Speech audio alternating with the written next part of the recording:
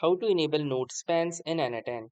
So hey guys, welcome to this tutorial. In this very quick and short tutorial, I'm going to show you how you can enable the node spans in your OpenTelemetry n8n.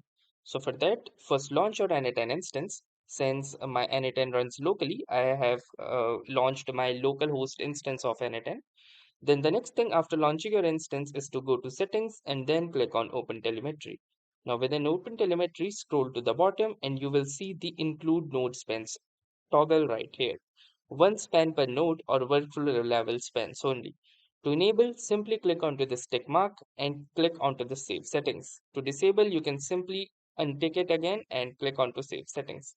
So that's how easily you can include node spans in your n8n. So that was all for this tutorial. If this video was helpful to you, please make sure to like and also subscribe to our YouTube channel as well.